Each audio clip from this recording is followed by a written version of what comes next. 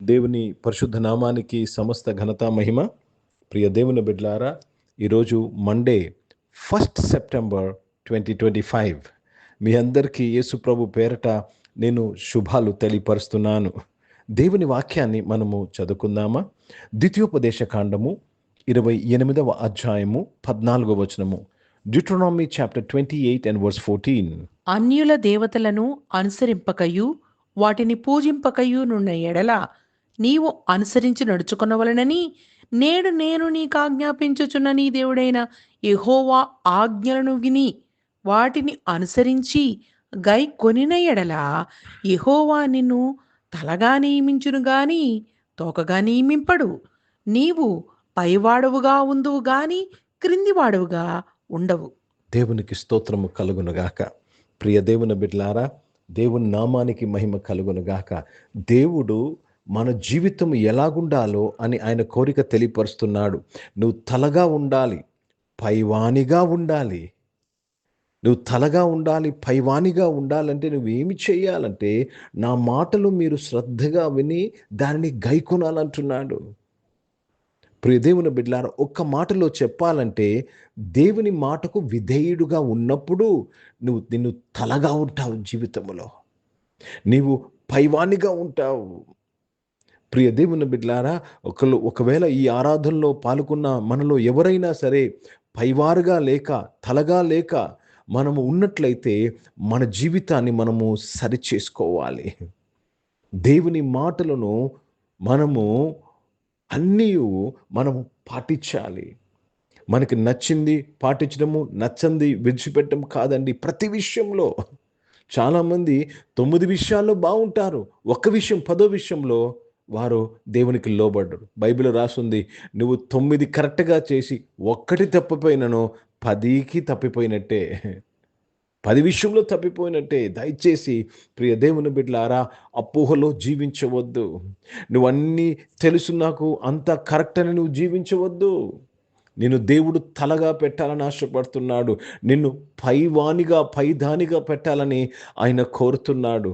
దాని గురించి ఆయన అడిగింది ఏంటంటే, దేవుని యొక్క ఆజ్ఞలను విని వాటిని అనుసరించి గైకొనిన ఎడల, ఇది చాలా ఒక కండిషన్. ఇది గైకొనిన ఎడల, దేవుని యొక్క మాటలు ప్రకారము నువ్వు జీవించినప్పుడు, ఆయన స్వరము విని దాని ప్రకారం చేసినప్పుడు దేవుడు అంటున్నాడు, నిన్ను తలగా నియమించిన కానీ తోకగా నియమింపబడవు.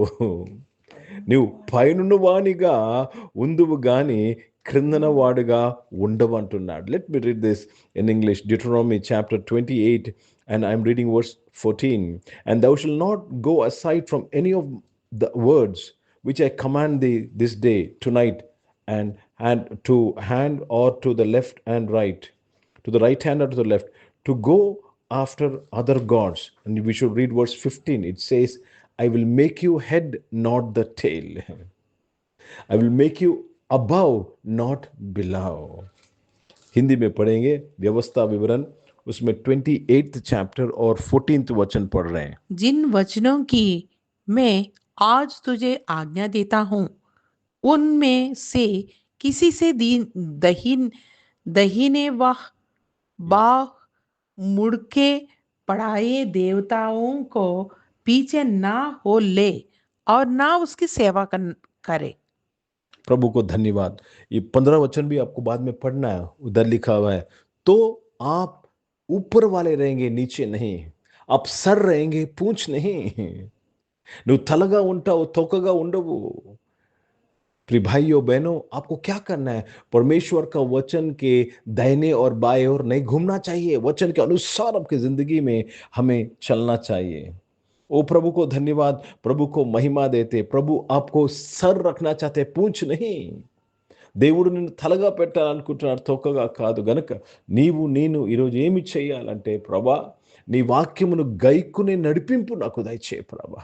You have to pray, Lord, help me that I will obey your words. చాలా మంది ఎలాగుంటాం తెలుసా అండి, రీజనింగ్తో మనం వెళ్తాం. వాట్ వీ ఫీల్ రైట్, మనకి ఏది కరెక్ట్ అనిపిస్తుందో దాని ప్రకారం వెళ్తాం. అది తప్పండి. నీకు కరెక్ట్ అనిపించేది కాదండి, దేవునికి ఏమి కరెక్ట్ అనిపిస్తుందో అది చేయడమే దేవుని ఆజ్ఞలను గైకొనడము. కనుక ప్రియ దేవుని బిడ్డలారా, ఈ ఆశీర్వాదము దేవుడు మన జీవితంలో పలుకుతున్నాడు. నిన్ను తలగా చేస్తానంటున్నాడు, నిన్ను పైవానిగా చేస్తానంటున్నాడు. అది పొందుకుందాం. ప్రార్థన చేసుకుందాం. ప్రియ పరిశుద్ధ తండ్రి, జీవం గల దేవా, మీ వాక్యము ద్వారా మా అందరితో నీవు మాట్లాడి మమ్మల్ని బలపరిచి దీవించినందుకు స్తోత్రంలో నాయన. ఈరోజు ఈ ఆరాధనలో ఉన్న మమ్మల్ని అందరినీ నువ్వు తలగా చేసే వాక్యమును తలగా చేస్తావని వాగ్దానం చేసినందుకు స్తోత్రంలో నాయన. పైవానిగా చేస్తున్నందుకు మీకు స్తోత్రం చెల్లిస్తున్నాను తండ్రి. దేవా తండ్రి, అనారోగ్యం వారందరి కొరకు ప్రార్థన చేస్తున్నాను.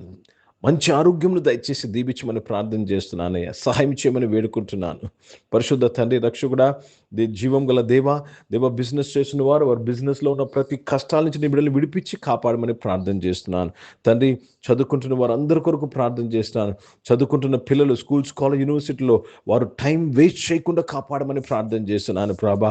దేవా, తెలియకనే నాయన తండ్రి, దేవా తండ్రి ప్రభా, వారు సోషల్ మీడియాలో ఇన్వాల్వ్ అవుతున్నాయన సమయాన్ని వ్యర్థపరచకుండా నీ వారిని కాపాడమని ప్రార్థన చేస్తున్నాను. యేసు ప్రభు నామంలో జ్ఞాన వివేకం తెలివితో నింపినందుకు స్తోత్రములు. ఈరోజు పుట్టినరోజులు, పెళ్లి రోజులు జరిపించుకున్న వారు దీవించండి. మీ దయా కిరీటం ధరింపచేసి మీ దయలో, మనుషుల దయలో వర్ధలింపు చేయండి అయ్యా. నీ బిడ్డలను తలగా చేస్తున్నందుకు స్తోత్రం, నీ బిడ్డలను పైవారిగా చేస్తున్నందుకు స్తోత్రములు చెల్లిస్తున్నాను ప్రభా. ఈ సమయంలో పరిచయం చేసిన ప్రతి ఒక్కరి కొరకు ప్రార్థన చేస్తున్నాను. వారి పరిచయం ఎంతట్లో మీ తోడు నీడ, మీ సహాయము, మీ రక్షణ భాగ్యానికి స్తోత్రములు చెల్లిస్తున్నాను ప్రభా.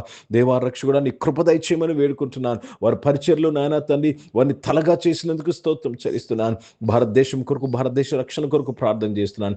ఇజ్రాయెల్ దేశం కొరకు, యెరూషలేముకు శాంతి సమాధానం కొరకు ప్రార్థన చేస్తూ యేసుక్రీస్తు పరిశుద్ధ నామమున ప్రార్థన అంతయు అడిగి వేడుకొని పొందినాం తండ్రి.